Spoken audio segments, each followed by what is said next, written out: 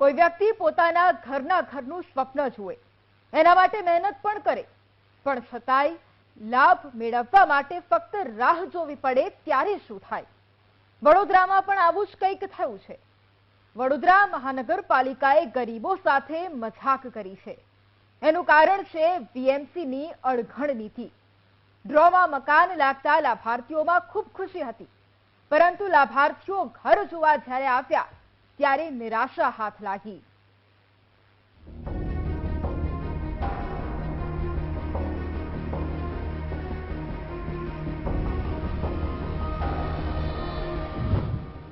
BMC ગરીબો સાથે મજાક કેમ? આવાસ માટે કેટલી રાહ જોવી પડશે? વડોદરા મહાનગરપાલિકાએ ઘરનું સ્વપ્ન જોતા એ ગરીબ લોકો સાથે જાણે મજાક કરી છે. વડોદરા કોર્પોરેશનની અણઘડ નીતિનો નમૂનો ફરી એકવાર સામે આવ્યો છે. પહેલા ઉતાવળ કરીને ફોર્મ ભરાવી દીધા, બાદમાં ડ્રો પણ કરી નાખ્યો. હજુ તો મકાન બન્યા નથી એ પહેલા તો મકાન ફાળવી દીધા.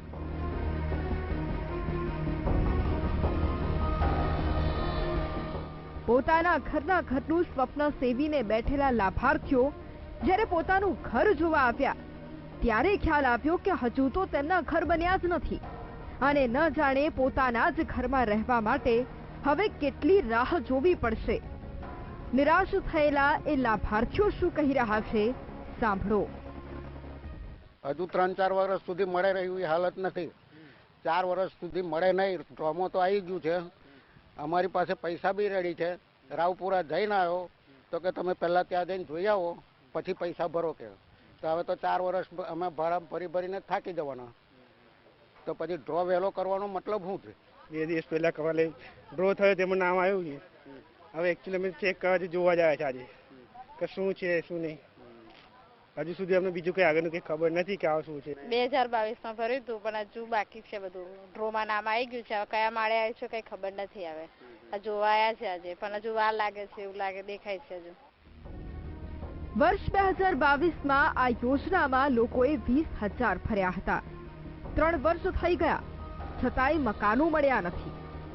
આ મુદ્દે વડોદરા શહેર કોંગ્રેસ પ્રમુખે ગંભીર આક્ષેપો કર્યા.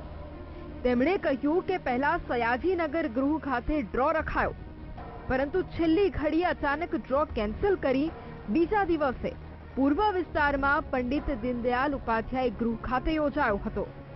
સયાજીનગર ગૃહનો ડ્રો કેન્સલ કરવા અંગે કોઈ નેતા ઉપલબ્ધ નહીં હોવાના કારણે કેન્સલ કરાયો હોવાનો ચોંકાવનારો આક્ષેપ પણ શહેર કોંગ્રેસ દ્વારા કરવામાં આવ્યો. આવાસના ડ્રો દરમિયાન વડોદરાના મેયરે બચાવમાં શું કહ્યું તે સાંભળો.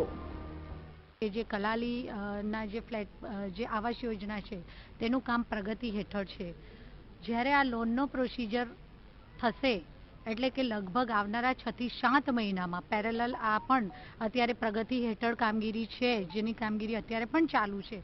ત્યારે આ જે લાભાર્થીઓ છે જેનું આજે નામ ડિક્લેર થયું છે તેમનો આ પ્રોસિજર અને આ કામનું કમ્પ્લીશન આ લગભગ સરખા સમયગાળામાં પૂર્ણ થશે.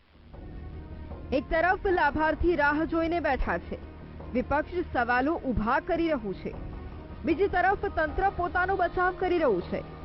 પણ આ બધાની વચ્ચે હવે સવાલ એ છે કે ક્યાં સુધી તંત્રની આવી અણઘડ નીતિને કારણે ગરીબો પોતાના ઘરથી વંચિત રહેશે. કેમેરામેન કિશોર ક્ષીરસાગર સાથે માનુ ચાવડા, વીટીવી ન્યૂઝ, વડોદરા.